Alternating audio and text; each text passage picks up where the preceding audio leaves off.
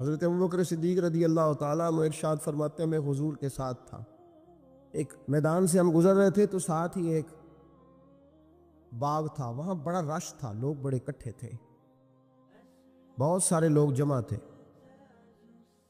نبی پاک صلی اللہ علیہ وسلم نے فرمایا ابو بکر پتہ کرو کیا ہوا۔ جناب صدیق اکبر رضی اللہ تعالیٰ عنہ تشریف لائے اور واپس جا کے عرض کرنے لگے یا رسول اللہ صلی اللہ تعالیٰ علیہ وسلم، ایک اونٹ پاگل ہو گیا، لوگوں کو کاٹ رہا ہے، لوگ اس کو گرفتار کرنے کی کوشش کر رہے ہیں، کسی کے ہاتھ میں ڈنڈا ہے، کسی کے ہاتھ میں رسا ہے، کسی کے ہاتھ میں نیزہ، ابو میاں۔ نبی پاک صلی اللہ علیہ وسلم نے فرمایا چلو میں چلتا ہوں۔ حضرت صدیق اکبر عرض کرنے لگے یا رسول اللہ صلی اللہ علیہ وسلم، وہ پاگل ہو گیا، وہ کاٹتا پھر رہا ہے، آپ مہربانی کریں، وہ تکلیف دے گا۔ فرمایا ابو بکر مجھے جانے دو۔ جناب صدیق اکبر فرماتے ہیں نبی پاک صلی اللہ علیہ وسلم تشریف لائے اور حضور جیسے ہی کھڑے ہوئے نا، اونٹ حضور کی طرف بھاگا، نبی پاک کی طرف لپکا، وہ میں بھی ڈرنے لگا، جتنے لوگ تھے پریشان ہونے لگے، دوڑا آیا اونٹ، ہم سب پریشان تھے لیکن محبوب کے چہرے پر بڑا ہی اطمینان تھا۔ فرماتے اونٹ دوڑا آیا اور سیدھا آ کے اس نے حضور کے قدموں پہ سجدہ کیا، اور جناب صدیق اکبر فرماتے ہیں اس نے حضور کے کان میں کچھ کہا تو نبی پاک کی آنکھوں میں آنسو آ گئے۔ کس کے دکھ پر؟ او بھائی غور تو کرو، اس بات کو سمجھو تو صحیح، تو جیتے جاگتے ہنستے کھیلتے انسان کے دکھ پر پریشان نہیں ہوتا، تو مسلمان پڑوسی ساتھ رہنے والا، پلنے والا، بسنے والا، اس کی جوانی لڑک پن بڑھاپا تو نے آنکھوں میں دیکھا، تجھے اس کے دکھ پر پریشانی نہیں ہوتی۔ اور ایک اونٹ کان میں بولا، اس کیفیت کو سمجھ تو صحیح یار، اس رنگ کو محسوس تو کرو مہربانی اہل زمین پر، خدا مہرباں ہوگا عرش بری پر، کہ کان میں کچھ کہا حضور رو پڑے۔ پھر محبوب نے فرمایا رسی لاؤ، مالک رسی لایا تو حضور نے اس کے ناک میں نکیل ڈالی، اس نے خاموشی سے ڈلوا لی، حضور نے اس کے ہاتھ میں دیا اور فرمایا تو کہتا ہے پاگل ہو گیا، وہ شکایت کر رہا ہے کہ حضور گرمی میں تپ جاتا ہوں پر پانی کا گھونٹ نہیں دیتا۔ یا رسول اللہ صلی اللہ علیہ وسلم، یہ میری طاقت سے زیادہ مجھ پر بوجھ رکھتا ہے، محبوبہ میں تیرے سوا کس کو دکھ بتاؤں، کام زیادہ لیتا ہے چارہ کم ڈالتا ہے۔ او بھائی، میرے محبوب پاک سید عالم صلی اللہ علیہ وسلم نے ہمیں جو مزاج عطا فرمایا وہ تو اس طرح کا ہے کہ جانور کو بھی دکھ ہو تو محبوب پاک کو تکلیف ہوتی ہے۔ صحابہ فرماتے ہیں کہ دو آدمی گھوڑے پہ بیٹھے تھے، غور کرنا میری بات پر، دو آدمی گھوڑے پہ بیٹھے، کدھر سے آ رہا ہے کدھر سے جا رہا ہے، رستے میں ملاقات ہوگی تو گھوڑوں پہ بیٹھے آپس میں باتیں کر رہے ہیں، شروع بھی کر دیتے گفتگو لوگ۔ ہمارے زمانے میں تو کوئی بندہ تھوڑا تگڑا ہو، وہ کار پہ آ رہا ہو اور جب سے ایک دوسرا چودھری کار پہ آ جائے تو ساری سڑک بھی بلاک ہو جائے تو کہنے نے کوئی آگ بجھا نیچے جا کے، تو نہیں پتا دو چودھری کھلوتے ہیں، انتظار کرو، ٹھہر جاؤ، تمہیں نہیں پتا کہ ہم شیخ صاحب ہیں، کل ہی تو کار نہیں خریدی اور تم کہتے ہو رستہ دے دو، یہ کیسے ہو سکتا ہے؟ اور میں نے بڑے بڑے عجیب لوگ آنکھوں سے دیکھے، بڑے عجیب لوگ شیشہ کھول کے گاڑی کا کہیں گے ٹھہر جا کو جلدی ہے، بھائی تو شارع عام پہ کھڑا ہے اور تجھے رستہ کھولنا تیری ذمہ داری کا حصہ ہے، لیکن وہ کہتا ہے کہ 4 فٹ میں آپ چڑھی ہے، تو کیسے کہتا ہے کہ رستہ؟ یہ جو خوبصورت مزاج قومیں ہوتی ہیں ان کا یہ رویہ نہیں ہوتا کہ جہاں طبیعت چاہے، جہاں جس طرح اس کا دل چاہے وہ کرے۔ تو خیال کریں کس چکر میں قوم پڑ گئی، اس کا مطلب یہ ہے کہ جس کو مرضی تکلیف دیتے پھرو۔ نبی کریم سید عالم صلی اللہ علیہ وسلم نے فرمایا اللہ نے میری برکت سے ساری زمین مسجد بنا دی ہے، جہاں نماز پڑھو گے اللہ قبول فرما لے گا، لیکن فرمایا رستوں میں نماز نہ پڑھنا، لوگوں نے گزرنا ہے، رستوں میں شارع عام پر نماز کی نیت باندھنے کی اجازت نہیں ہے۔ تو میرے عزیز بھائی غور فرمائے، دو آدمی، ایک ادھر سے گھوڑا لے کے آ رہا ہے، کدھر سے جا رہا ہے، دونوں جا رہے تھے، آپس میں دونوں نے بات چیت شروع، اب سے نبی پاک صلی اللہ علیہ وسلم گزرے تو سرکار رکے، ان دونوں کو فرمایا نیچے اترو بھائی گھوڑوں سے. اتر آئے. 2 جملے محبوب نے، خیر الکلام ما قل و دل، 2 جملوں میں بات محبوب نے مکمل کر دی. فرمایا جانوروں کو سواریاں بنایا کرو، کرسیاں نہ بنایا کرو. سواریاں بنایا کرو انہیں، کرسیاں. جب بیٹھنا ہو تو نیچے اترو، کسی کرسی پہ بیٹھ کے بات کرو. یہ سواری کے لیے ہیں. ان کے اوپر بوجھ اس وقت بنو جب تم نے سفر کرنا ہے. تم بوجھ بن گئے تو جو محبوب سید عالم صلی اللہ علیہ وسلم اتنے جذبات رکھیں کہ کسی آدمی نے جانور کو کھڑا کر کے صرف سواری کر لی، محبوب تو اسے منع فرمائے. اور یہاں ہم جیتے جاگتے لوگوں کا رستہ روکیں، ایمبولنس کو رستہ نہ دیں. ان گاڑیوں کو جو امدادی کاروائیوں کے لیے پہنچ رہی ہیں وہ کہیں کہ صاحب رستہ دینا پسند نہیں کر رہے. تو بھائی رحم اور کرم جن جذبات میں ہوتا ہے، جن سینوں میں ہوتا ہے، ان سینوں کو میرا رب محبوب رکھتا ہے، ان کو پسند کرتا ہے. امام غزالی رحمۃ اللہ تعالی علیہ طریقت میں، تصوف میں، منطق میں، فلسفے میں، حدیث میں، تفسیر میں، ہر جگہ امت کی رہنمائی کرنے والی شخصیت. امام غزالی رحمۃ اللہ علیہ وصال کر گئے. ایک آدمی آپ سے بڑی محبت کرتا تھا، وہ کہتا مجھے امام صاحب خواب میں ملے. تو میں نے کہا حضور انتقال کے بعد آپ پہ کیا گزری؟ تو فرمانے لگے میں نے اپنے رب کو بڑا ہی کریم پایا ہے، میں نے اپنے مالک کو بڑا ہی مہربان پایا ہے، وہ بڑا معاف کرنے والا ہے. تو فرمانے لگے، میں نے عرض کی کہ حضور آپ نے دین کی نوکری بڑی کی، خدمت بڑی کی، کتابیں لکھی، درس، تدریس، واعظ، نصیحت، تبلیغ، بڑا کچھ کیا، اس سبب سے اللہ نے آپ کو معاف کیا. تو امام غزالی فرمانے لگے نہیں بھائی، سبب تو کوئی اور چیز بنی ہے. اب وہ کیا؟ تو امام صاحب فرمانے لگے میں ایک دن تحریر لکھ رہا تھا تو اپنا قلم میں نے سیاہی میں ڈبویا. گرمی بڑی شدید تھی، جب اس قلم کو میں لکھنے کے لیے اٹھا رہا تھا نا تو ایک مکھی آ کے بیٹھ گئی اور وہ سیاہی چوسنے لگی.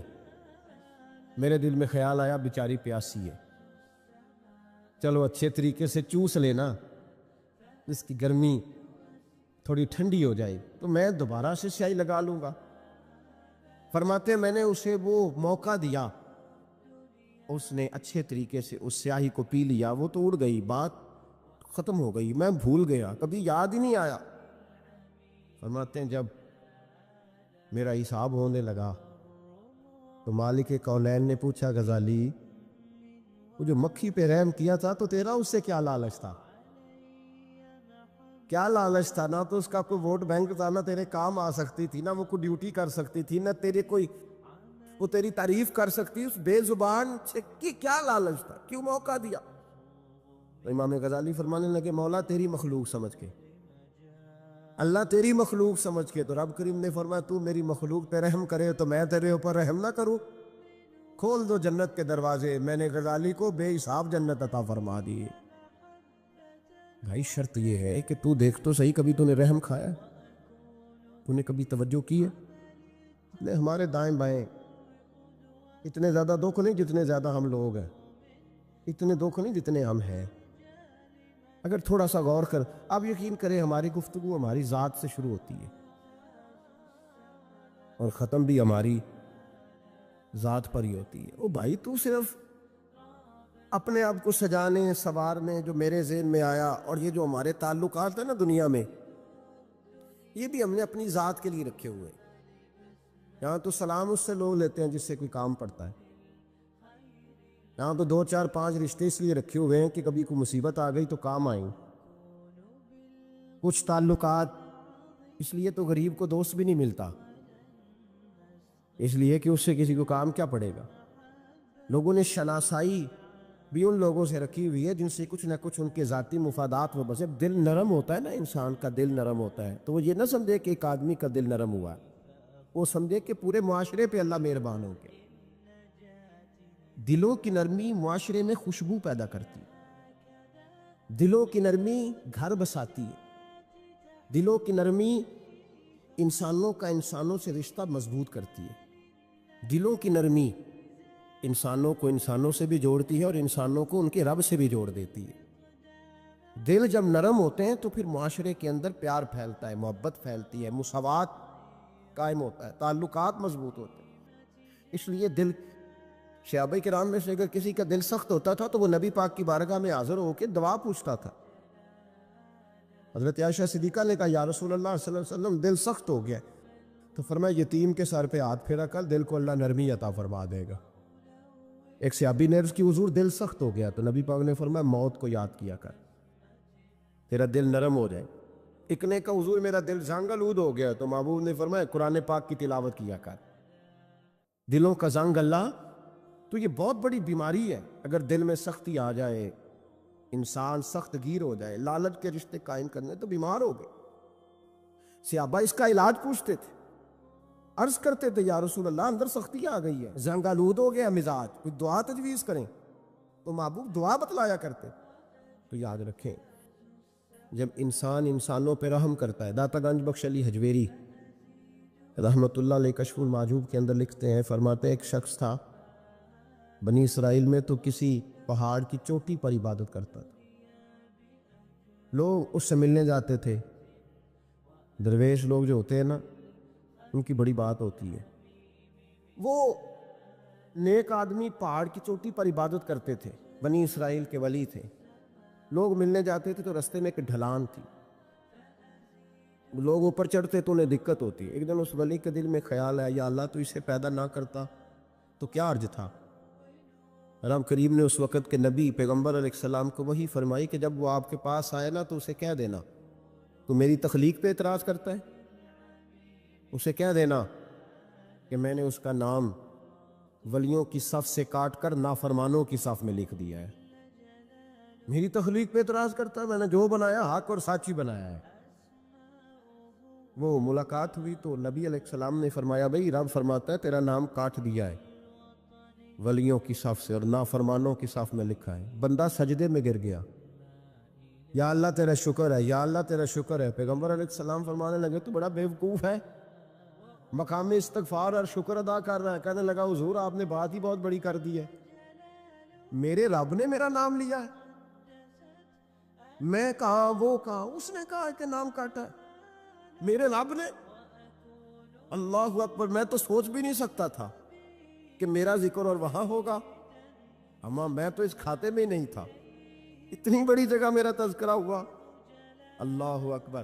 پھر وہ عرض کرنے لگے پیغمبر علیہ السلام سے، کہنے لگے ایک آپ نے پیغام دے دیا، اب آپ میرا بھی ایک پیغام رب کریم کے حضور ناز عرض کر دیجئے گا۔ فرمایا وہ کیا؟ کہا عرض کیجئے گا مالک سے کہ مولا مجھے تیری مخلوق سے بڑا پیار ہے۔ وہ جو میں نے ڈھلان کی بات کی تو اس لیے کی تو دلوں کے حال جانتا ہے کہ لوگوں کو تکلیف ہوتی، مالک کی بارگاہ میں عرض کرنا کہ میرا وجود بہت بڑا کر دے۔ آپ نے کہا ہے نا نافرمانوں کی لسٹ میں چلا گیا ہوں اب جہنم میں جلوں گا، تو ان عرض کرنا کہ میرا وجود بڑا کر دے، بڑا، سارے دوزخ میں اکیلا ہی پورا آ جاؤں۔ میرا نہیں دل کرتا اللہ کا کوئی اور بندہ جہنم میں جلے، مجھے اس کی مخلوق سے بڑا پیار ہے۔ جب یہ لفظ کہے تو پیغمبر وہیں کھڑے تھے، اللہ نے وہی فرمائی، اس سے کہو تو میری مخلوق سے پیار کرتا ہے تو میں تجھ سے پیار نہ کروں؟ اس سے کہو تیرا گناہ بھی بخش دیا، تجھے دوبارہ ولی بھی بنا لیا، بغیر حساب جنت بھی دی، اور قیامت میں جس جس کی تو سفارش کرے گا میں اسے بھی جنت عطا کرتا چلا جاؤں۔ شرط یہ ہے کہ تو اللہ کے بندوں سے پیار کرے۔ خدا کے بندے تو ہیں ہزاروں، بنوں میں پھرتے ہیں مارے مارے، میں اس کا بندہ بنوں گا جس کو خدا کے بندوں سے پیار ہو، میں اس کا بندہ بنوں گا جس کو خدا کے بندوں سے پیار ہوگا۔ رحمت کا جذبہ، نرمی، کسی کی خیر خواہی، کسی کے حق میں یہ رویہ کہ میری ذات سے کسی کو نفع ہو جائے، کسی کا فائدہ ہو جائے، کسی آدمی کو کچھ مل جائے۔ مولا رومی ایک بڑی عجیب بات لکھ گئے مثنوی میں، فرمانے لگے بادشاہ بننا چاہتے ہو، مخلوق کے رہنما، مقتدا، لیڈر، سربراہ بننا چاہتے ہو؟ آپ کے سامنے بیٹھے لوگوں نے کہا حضور ہر بندہ ہی چاہتا ہے، تو فرمایا پھر مخلوق کے خدا سے پیار کرنا شروع کر دو۔ مخلوق کا بادشاہ وہ نہیں ہوتا جو دھوکہ دے کے ان کا لیڈر بن جاتا ہے، اس کے دھوکے تو کچھ دنوں میں کھل جاتے ہیں، سامنے آ جاتے ہیں۔ جو آدمی ڈنڈے کے زور پر بادشاہ بنتا ہے اس کی بادشاہی جسموں پر ہوتی ہے، روحوں پر نہیں ہوتی۔ فرمایا تم مخلوق سے پیار کرنا شروع کر دو، اللہ کی مخلوق تمہیں اپنا رہنما کہنا شروع کر دے گی۔ لیکن محبت کرو گے تو سربراہ بنو گے، پیار کرنے سے بنو گے، لوگوں کے ساتھ اچھا رویہ رکھنے سے، بااخلاق ہونے سے بنو گے۔ سیاست کے ساتھ بنو گے تو کچھ دیر کا ہمارا معاملہ ہوگا، پھر وہ سمٹ جائے گا، ختم ہو جائے گا۔ عزیزو یاد رکھیں، محمود غزنوی رحمت اللہ تعالیٰ علیہ سے کسی نے کہا تھا کہ آپ شروع سے ہی رئیس اعظم ہیں؟ فرمانے لگے نہیں، میرے والد اللہ کی مخلوق پہ رحمت کرتے تھے تو اللہ نے انہیں بادشاہی عطا فرما دی۔ محمود غزنوی خود کہتے ہیں کہ وہ لوگوں پہ میرے والد رحم کرتے تھے تو رب نے مخلوق پر رحم کرنے کی برکت سے انہیں بادشاہی عطا فرما دی۔ محمود غزنوی کے والد جو تھے سبکت الدین ان کا نام تھا، تو شکار کے بڑے شوقین تھے، شکار کرنے کے لیے جنگل میں جایا کرتے تھے، کچھ بیچا کرتے تھے، کچھ کھا لیا کرتے تھے۔ کہتے ایک دن میں صبح گیا، شام تک میں نے شکار ڈھونڈا پر مجھے کوئی چیز نہ ملی۔ عصر کا وقت ہو گیا تو میں نے ایک ہرنی کا بچہ میرے ہاتھ آیا، میں نے فٹافٹ اس کو اپنے اٹھا کے گھوڑے کے آگے رکھا اور میں نے سر پٹ گھوڑا دوڑا دیا۔ بچہ بڑا پیارا تھا، اس کو لے کے میں تیزی سے جنگل سے نکلا کہ کہیں شام نہ ہو جائے۔ کہتے ہیں بہت تیزی کے ساتھ جنگل سے باہر آیا، تیز بھگاتے بھگاتے پلٹ کر میں نے دیکھا ہی نہیں۔ جب سارا جنگل گزر گیا، آبادی آئی، ذرا سستانے کے لیے میں رکا، میں نے پلٹ کے دیکھا تو وہ ہرنی جس کا میں بچہ اٹھا کے لایا تھا وہ بھی میرے پیچھے پیچھے بھاگی آ رہی۔ کہتے میں نے پلٹ کر اس کی طرف دیکھا تو اس جانور کی آنکھوں میں عجیب سی میرے حق میں عجیب سی گزارش تھی، گویا ماں منت کر رہی تھی کہ میرا بیٹا واپس کر دے۔ کہتے میرا یہی کاروبار تھا، جانور لانا، کچھ بیچنا، کچھ کھانا، شکار کرنا، یہی میرا کاروبار تھا، یہی میرا شغل تھا، یہی میرا شوق تھا، اور صبح سے شام تک ایک بچہ میرے قابو آیا۔ سبکتگین کہتے ہیں کہ اس ماں کی آنکھوں میں عجیب سا، یہاں تو ہمارے دیہاتی ماحول میں آج بھی یہ رسم پائی جاتی ہے، ناراض ہو گئی اماں، ساری رات وہ بیدار رہی، بچے پالے اس نے، تو سسر صاحب کہتے ہیں پکڑ لو بچے، بھگا دو اس کو، اللہ سے ڈر نہ، تو بچوں کو ماں سے جدا کر رہا ہے، سوچا ہی نہیں، رکھ لو بیٹا اور بیٹی اور اس کو چلتا کرو، خود ہی تڑپے گی تو آ جائے گی۔ محمود غزنوی کے والد کہتے ہیں اس ماں کی آنکھوں میں نے جب وہ تجسس دیکھا تو 1 منٹ میں نے فیصلہ کیا۔ کہتے ہیں بچہ میں نے زمین پہ چھوڑا اور بچہ دوڑ کے ماں کے پاس چلا گیا۔ ماں نے اسے لے کے ٹانگوں میں اس کو چوما، اس سے پیار کیا، ہرنی پیار کرنے لگی۔ فرماتے پھر میں نے دیکھا کہ وہ ماں بیٹا جنگل کی طرف چلے، تھوڑا سا آگے جا کے تو وہ ہرنی پھر لوٹ آئی، میری طرف اس نے دیکھا، یوں لگا جیسے میرا شکریہ ادا کر رہی، اور کہتے ہیں اس کی آنکھوں میں نے عجیب سی روشنی دیکھی، وہ تو لوٹ گئی، اور جتنا سکون مجھے آج ہوا زندگی میں پہلے کبھی نہیں ہوا تھا۔ مجھے یوں لگا جیسے وجود کے سارے بوجھ اتر گئے۔ میں گھر گیا، وضو کی اور عشاء کی نماز کی نیت، عصر مغرب تو رستے میں ہو گئی، عشاء کی نماز پڑھی تو اتنا لطف سجدے میں آیا جتنا پہلے کبھی نہیں آیا تھا۔ کہتے اسی وضو میں، عشاء کے وضو میں سو گیا، میری آنکھ لگی تھی کہ مجھے مدینے والے رسول کا دیدار نصیب ہو گیا۔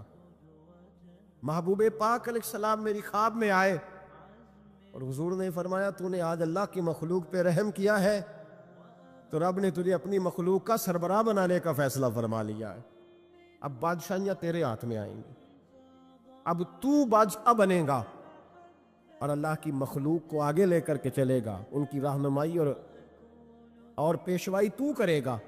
تو بھائی وہ حضرت حافظ سعدی رحمۃ اللہ علیہ نے ایک مقام پہ فرمایا کرنے لگے، میں نے 20-22 سال کے بوڑھے بھی دیکھے اور میں نے 80-90 سال کے نوجوان بھی دیکھے۔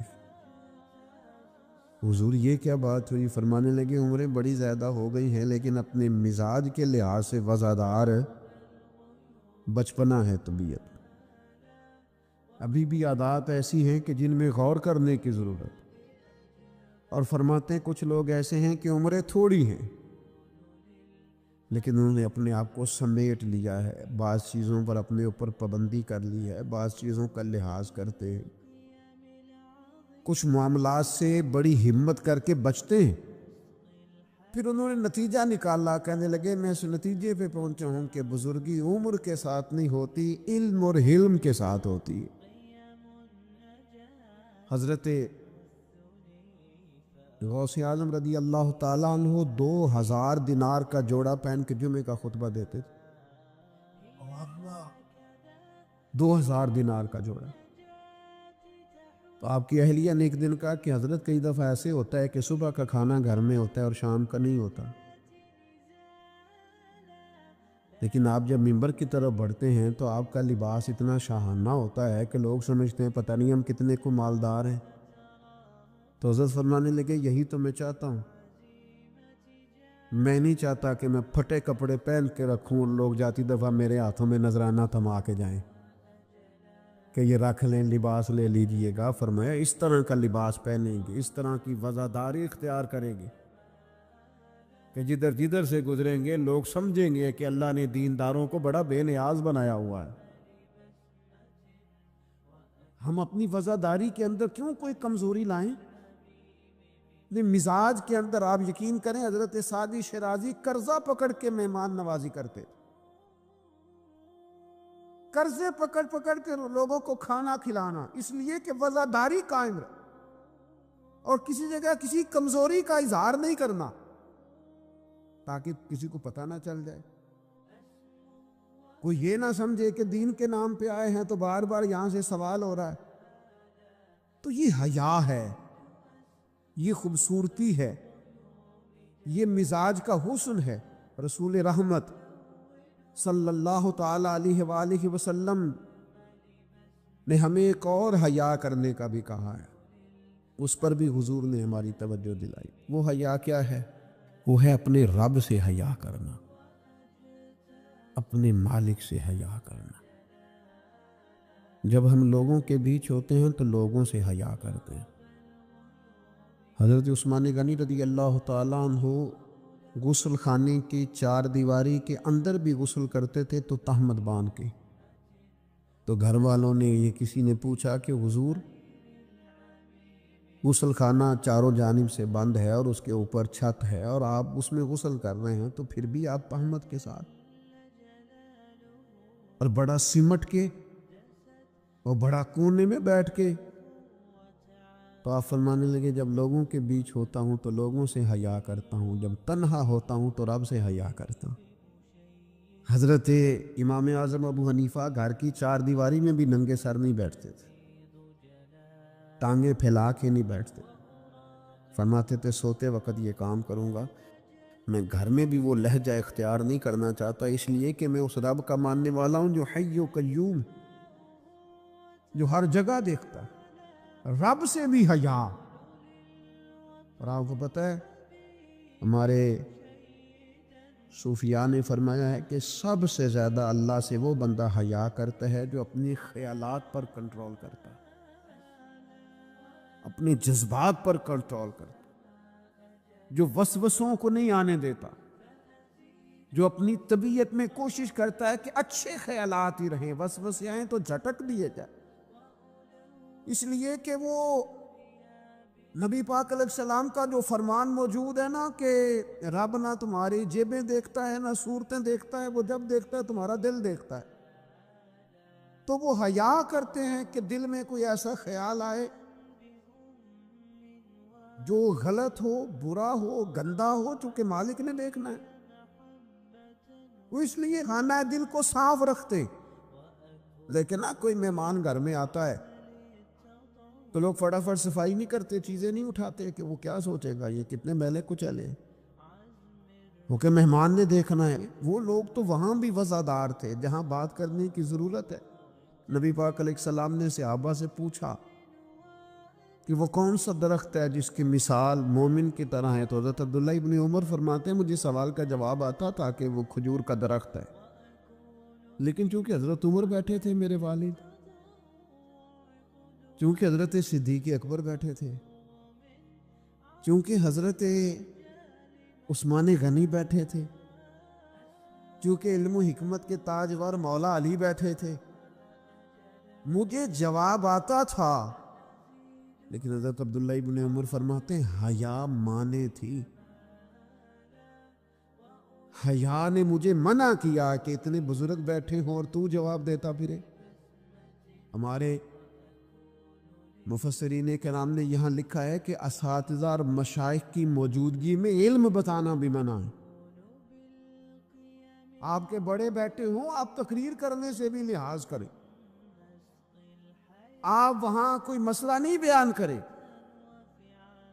یہاں تو بڑے معاملات اور ہو جاتے ہیں، ہمیں اپنے بزرگوں کے سامنے ایک خاص وزاداری وہ بندے کو خوبصورت کرتی ہے۔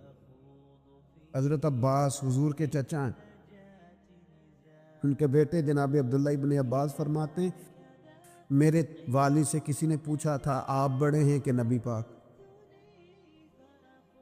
تو بڑی سادی سی بات ہے، چچا بڑا ہی ہوتا ہے عمر میں، آپ بڑے ہیں کہ نبی پاک؟ تو یہ وزاداری ہے، یہ کمال وزاداری ہے۔ یہ ان لوگوں کا طریقہ ہے جو بڑے رسیلے سجیلے، جو بڑے خوبصورت لوگ ہوتے ہیں، جن کے لہجوں سے لفظ نہیں شہد ٹپکتا ہے۔ حضرت عباس رضی اللہ تعالیٰ عنہ فرمانے لگے کیا کہا تم نے؟ میں بڑا ہوں کہ حضور؟ فرمانے لگے بڑے تو حضور ہی ہیں، پیدا پہلے میں ہوا تھا، ولادت پہلے میری ہوئی تھی، بڑے بہرحال وہی ہیں، پیدا پہلے میں ہوا تھا۔ یہ جو وزاداریاں ہیں، یہ جو خوبصورتیاں ہیں، یہ جو آپ کے مزاج کے اندر خوبصورتی ہے، یہ جو لہجے کے اندر حسن ہے، یہ ایک بڑا ضروری کام ہے۔ بہت سارے لوگ دینی لوگوں سے مسئلہ پوچھنے آتے ہیں، لیکن ان میں 60% لوگ وہ ہوتے ہیں جو مسئلہ پوچھنے نہیں آتے، مفتی صاحب کو مسئلہ بتانے آتے ہیں۔ میری طرح کا بندہ تو چونکہ ذرا جلدی قائل ہو جاتا ہے، وقت تھوڑا ہوتا ہے تو بہت سارا ٹائم نہیں دے پاتے، تو میں کہتا ہوں کہ آپ کے خیال میں جو مجھے کہنا چاہیے وہ آپ مجھے بتا دیں، میں آپ کو کہہ دیتا ہوں، کیونکہ آپ جو چاہ رہے ہیں وہ تو ہے آپ کی مرضی کا فتویٰ، تو مجھے آپ بتا دیں بھلا اس سوال کا جواب کیا ہونا چاہیے، میں آپ کو بتا دیتا ہوں۔ لیکن اگر آپ مجھ سے پوچھنے آئے ہیں تو پھر آپ حوصلہ کریں، پھر دین جو بات کہتا ہے وہ مجھے بیان کرنے دیں، پھر مرضی کا فتویٰ حاصل نہ کریں، پھر ذرا رکیں۔ اور یہی حالت بہت سارے اللہ ماشاء اللہ شاگردوں کی ہوتی ہے۔ ان کا خیال ہوتا ہے استاد میری مرضی کے حساب سے تعلیم دے، مریدین کا خیال ہوتا ہے کہ شیخ اس طرح کر کے چلے۔ تو بھائی تیری شرطوں پہ ہی کرنا ہے اگر تجھ کو قبول، تو یہ سہولت تو مجھے سارا جہاں دیتا ہے۔ اگر تیری شرطوں پہ تو نے آنا ہے کہ میرے پاس یہ ٹائم ہے تو اس ٹائم آؤں گا، تو میں اس وقت پسند کرتا ہوں تو میں اس وقت آؤں گا، تو آپ اگر یہ کہیں گے تو پھر میں یہ تیری شرطوں پہ ہی کرنا ہے اگر تجھ کو قبول، یہ سہولت تو مجھے سارا جہاں دیتا ہے۔ پھر تو ٹھیک ہے، اگر ہم نے کچھ لوگ کچھ دو کی پالیسی پہ ہی تعلق بنانا ہے تو پھر استادی شاگردی تو نہ ہوئی، پھر تو ٹھیک ہو گیا، پھر جرانے کریں گے، دوستیاں کریں گے، اس طرح کے لوگ تو ڈھیروں مل جاتے ہیں۔ اپنی زندگی کے اندر وزاداری، خوبصورتی، ٹھہراؤ،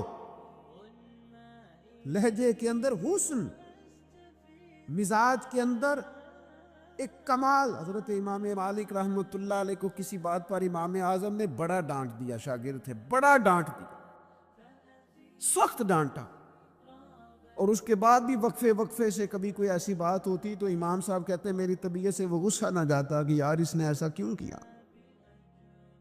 کچھ عرصے کے بعد جا کے وہ بات کھلی کہ جس بات پر امام ابو مالک کو ڈانٹا ہے ان کی تو غلطی نہیں تھی، دوسرے کلاس فیلو کی غلطی تھی، کیونکہ تو یہ انہوں نے تو یہ بات کہی نہیں، تو کسی اور نے کہی تھی اور نام ان کا لگ گیا۔ بچے کر دیتے نا شرارت، کسی نے کی، نام کسی۔ تو امام اعظم ابو حنیفہ رحمۃ اللہ علیہ امام مالک سے کہنے لگے بیٹا تم نے بتایا کیوں نہیں، اتنی ڈانٹ کھا لی؟ حضرت امام مالک نے سر جھکا لیے، کہنے لگے حضور لوگوں کے جسموں پر لوگوں کا احسان ہوتا ہے، میری تو سانسوں پر بھی تیرا احسان ہے، میری سانسیں بھی تیری مقروض ہیں۔ یہ جو لوگ مالک کو جانتے ہیں یہ اس نسبت سے جانتے ہیں کہ یہ ابو حنیفہ کی گلی میں آتا جاتا ہے۔ سونیاں زندگی میں جتنا نام اور عروج پایا تیرے صدقے پایا، 4 جھڑکیاں نہ سہ سکتا تیرے نام پر، میں نے پسند نہیں کیا۔ اور پھر آپ نے پوچھا بھی تو نہیں نا کہ بتاؤ، آپ نے کہا ڈانٹ کھانی ہے تو دکھ قبول محمد بخشا بس راضی رہن پیارے، کوئی حرج نہیں۔ آپ نے کہا ڈانٹ کھانی ہے تو کھا لیتی، تمہیں حرج والی کون سی بات؟ یہ خاص وزاداری، یہ خاص خوبصورتی۔ میں آپ سے عرض کروں، ہمارے گھروں میں جو بڑے بوڑھے ہوتے ہیں نا، وہ جب پڑھی لکھی بہو لے کے آتے ہیں نا تو اس کا مطلب یہ تھوڑی ہوتا ہے وہ بیچارے ہامتے کامتے رہیں گے، ڈرتے رہیں گے کہ جناب بہو بڑی پڑھی لکھی ہے یا داماد بہت پڑھا لکھا ہے تو کوئی ایسی بات نہ ہو جائے کہ وہ کہے او بابے کو تو پتہ ہی نہیں۔